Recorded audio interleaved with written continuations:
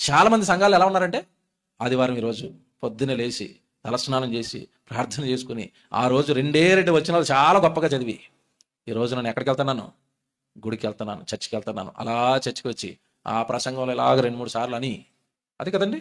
ఏటో ఇంట్లో ఉన్నప్పుడు రాదు, ఎక్కడవుతుంది? చర్చిలో ప్రసంగం ఇలా కానీ చివర్లో ఆమె నాన్నగానే కానుకేసి ప్రార్థన చేయించుకుని గుడ్ బై. నేను ఎవరిని ఇప్పుడు? భక్తుడిని. అలాగా ఆదివారం ఇంటికి వెళ్ళిపోయాడు. మధ్యాహ్నం ఇంట్లో మటన్ వండారు, శుభ్రంగా తినేసాడు, హాయిగా మధ్యాహ్నం పడుకున్నాడు, లేచాడు, ఆదివారం అయిపోయింది. సోమవారం ఎక్కడికి వెళ్తాడని అడుగుతున్నాను. సోమవారం ఎక్కడికి వెళ్తాడు? వెళితే డ్యూటీ. సోమవారం సెలవు అనుకోండి. చాలా మంది సోమవారం బాటిల్ లేపే వాళ్ళు కూడా ఉన్నారు, లేరా?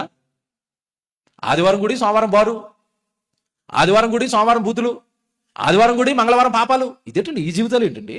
భక్తి ఆదివారమా? సోమవారం నీ ఇష్టమా? మంగళవారం నీ ఇష్టమా? ఆదివారం భక్తి ఏంటి? ఇప్పుడు చాలా మందిలో నేను గమనించింది ఏంటంటే, ఇది మూఢనమ్మకం అనాలో ఏమనాలో తెలియదండి. ఆదివారం పాట పాడుతున్నప్పుడు, ఏమంటే గుళ్ళో పాట పాడుతున్నప్పుడు లోపల ఎలా ఉంటుందంటే, నేను చాలా భక్తుడిని, ఈరోజు దేవుడికి నేను ఏం చేస్తున్నాను, పాట పాడుతున్నాను. చాలా మంది చక్కగా కూర్చొని ఆదివారం రోజు ప్రార్థన చేసుకుని ప్రార్థన దేవా ప్రార్థన దేవా, నన్ను తగ్గించుకున్నాను తండ్రి, నేను పాపం చేశాను తండ్రి, నన్ను క్షమించి తండ్రి, మా కుటుంబాన్ని కాపాడే తండ్రి, నువ్వు రాత్రిపూట బంగారు దూతను మా ఇంటి చుట్టూ పెట్టి తండ్రి, ఎవరి దగ్గరికి పంపకండి తండ్రి. ఏ రోజు ప్రార్థనలు ఇవి? ఆదివారం. జాగ్రత్తగా వినాలి. ఆదివారం ఇంత భక్తిగా దేవుడితో మాట్లాడిన నువ్వు సోమవారం వెళ్తే ఎవరి మీద గొడవ వేసుకుని బూతులు తిడుతున్నావు. ఆదివారం ఆ నోటుతోనే ప్రార్థన చేసావు కదా, సోమవారం బూతులు తిట్టడానికి సిగ్గు అనిపించడం లేదు? ఆ నోటుతోనే కదా నేను దేవుడితో మాట్లాడావు, ఆ చేతులతోనే కదా నేను దేవుడికి చప్పట్లు కొట్టావు. బయటికి వెళ్ళి సోమవారం రోజు నువ్వు చేస్తున్నది ఏంటి? సంఘం నుంచి బయటికి వెళ్ళారంటే చాలా మంది అమ్మ బాబాయ్ వాళ్ళ జీవితాన్ని చూడలేమండి. ఎక్కడొక జీవితం, అక్కడొక జీవితం. నటించడం అనుకున్నారా? ఇది భక్తి అంటే నటన అనుకున్నారా? దేవుడి దగ్గర నటిద్దాం అనుకుంటున్నారా? నో.